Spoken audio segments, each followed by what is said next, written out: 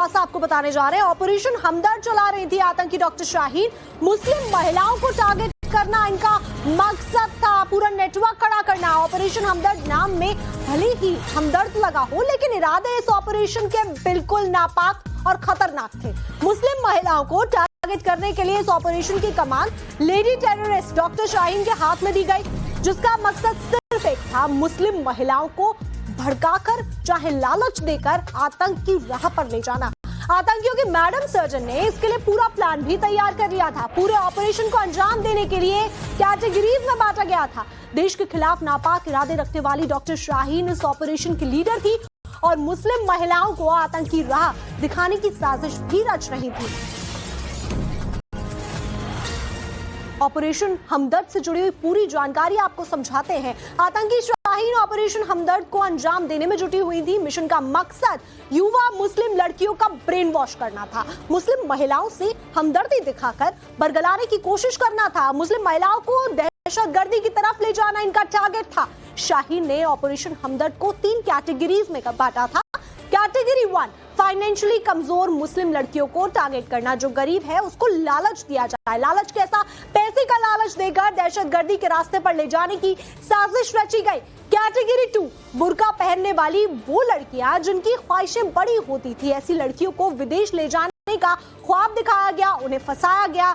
ऐश परस्ती वाली जिंदगी हासिल कराने का वादा करके इन्हें फंसाना इस पूरे ऑपरेशन हमदर्द की साजिश थी। कैटेगरी नंबर 3, कट्टर सोच वाली मुस्लिम लड़कियां और महिलाएं टारगेट पर थी। ऐसी महिलाओं को आतंक के रास्ते पर ले जाना इनका मकसद था, जो कट्टरपंथ की सोच रखती हैं। ये सूत्रों के हवाले से पूरी जानकारी सामने आ रही है।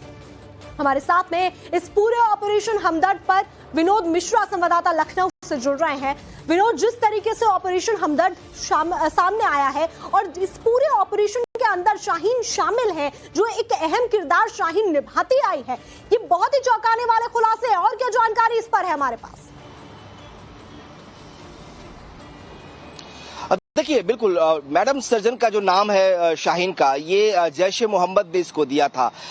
जो अब तक खुलासे हुए हैं, जो फरीदाबाद मॉड्यूल है, जो दिल्ली बम ब्लास्ट है, उसके पूरे मॉड्यूल में जो अब तक जांच एजेंसियों को पता चला है, माना जा रहा कि शाहीन एक सबसे अहम कड़ी थी। डॉक्टर मुजम्मिल, डॉक्टर उमर और शाहीन, ये 3 बड़ी अहम कड़ियां थी इस पूरे ऑपरेशन को, इस पूरे मॉड्यूल का।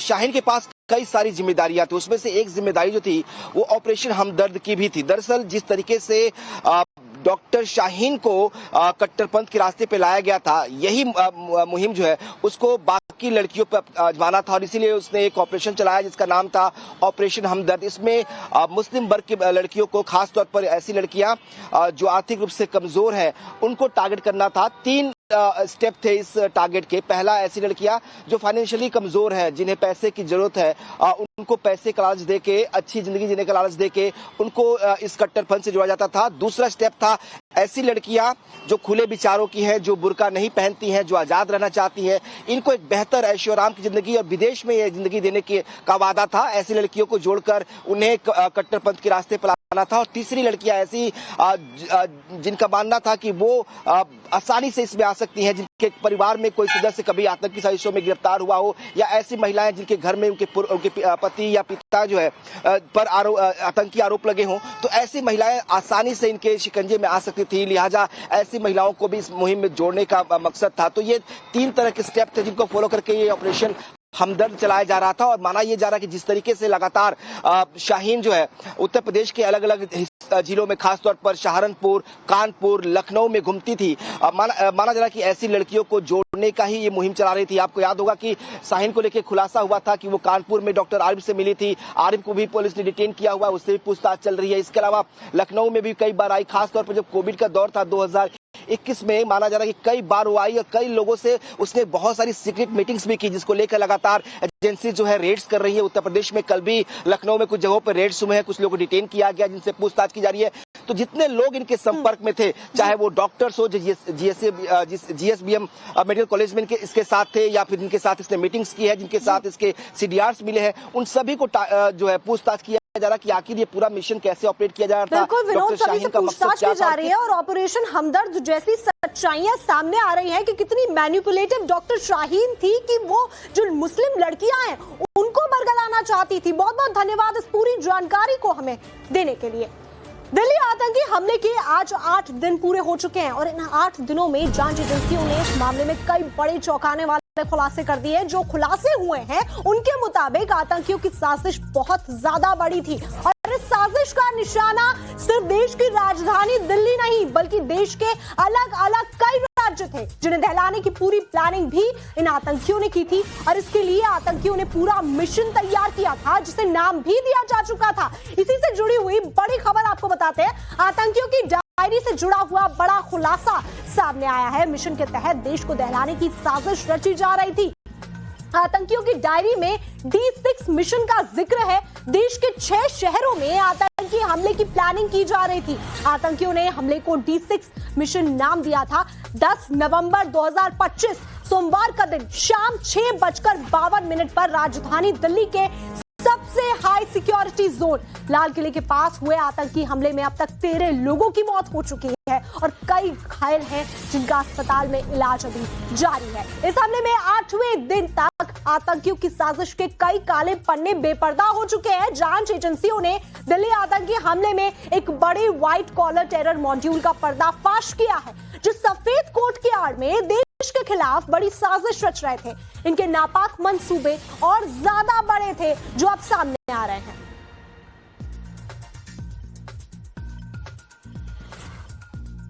आतंकियों का D6 मिशन क्या था, अब इसकी पूरी जानकारी आपको ग्राफिक्स के जरिए समझाते हैं। D6 मिशन का लक्ष्य 6 दिसंबर को आतंकी हमला करना था। देश के अलग अलग 6 शहरों में आतंकी हमले की प्लानिंग की गई थी।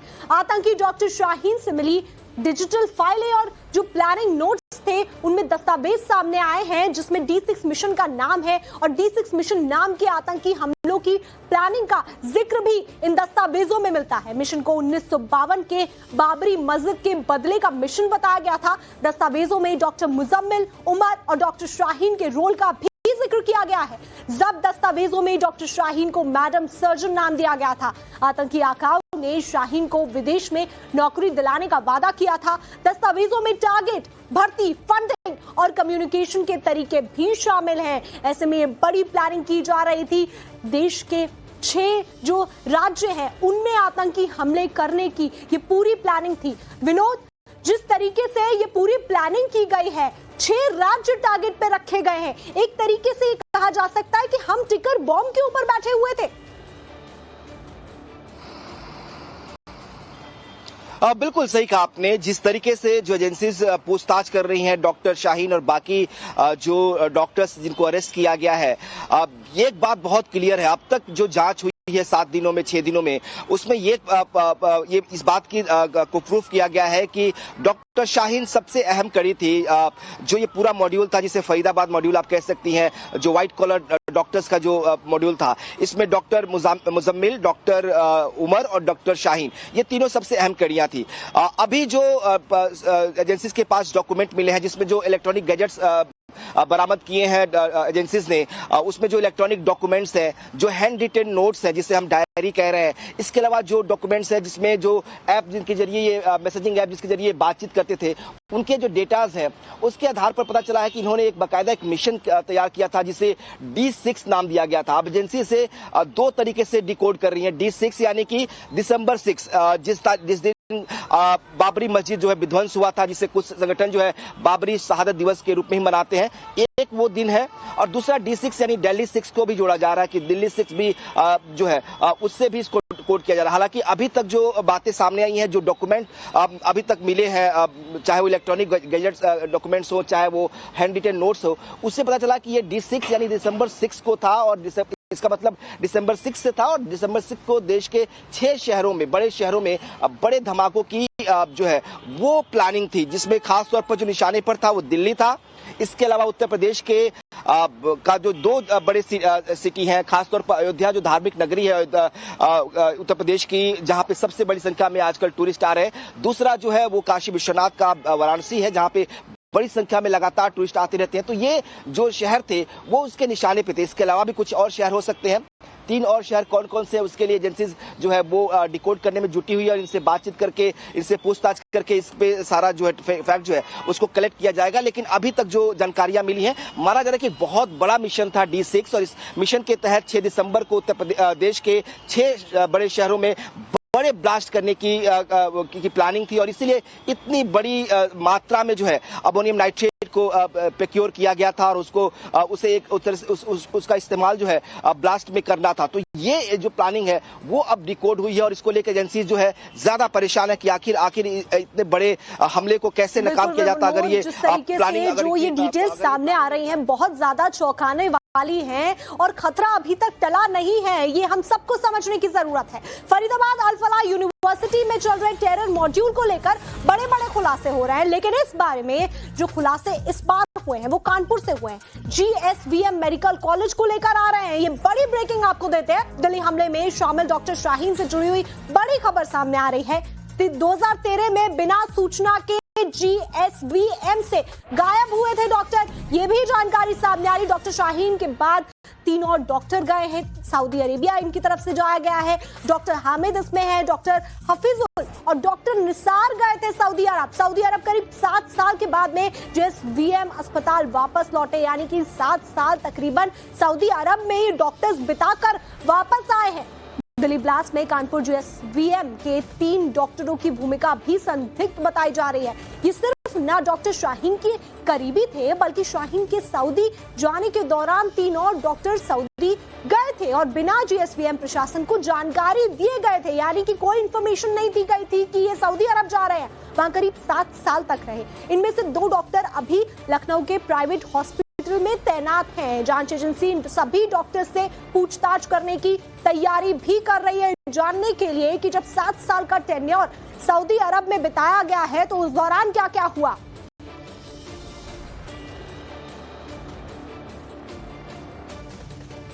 कानपुर के GSVM हॉस्पिटल में काम कर चुकी डॉक्टर शाहीन को लेकर चौंकाने वाले खुलासे हुए। आइए जानते हैं कि कौन कौन से खुलासे हैं। दिल्ली आतंकी हमले की तार कानपुर के इस हॉस्पिटल से कैसे जुड़ गई है, ये सबसे बड़ा सवाल है। ये आपको बताते हैं अचानक लापता हुए डॉक्टर कहां चले गए थे। वहीं doctor Shaheen, doctor Hamid, doctor Hafizul Rahman, doctor Nisar Ahmad ये सऊदी अरब गए थे। GSVM अस्पताल से अचानक गायब हुए थे चारों डॉक्टर। 4 से 5 साल तक चारों डॉक्टर का कोई पता नहीं चल पाया। 2017 से 18 के बीच में अचानक 3 डॉक्टर अस्पताल वापस लौटते हैं, ये बिना इंफॉर्मेशन दिए गए हुए थे। डॉक्टर निसार और डॉक्टर हफीजुल आधी अधूरी जानकारी देते हैं। डॉक्टर हामिद ने स्वीकार किया कि वो सऊदी अरब गए हुए थे।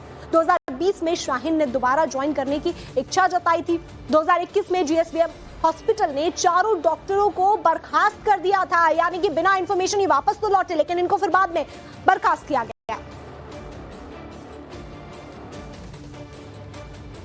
समर्थ बाय हुंडई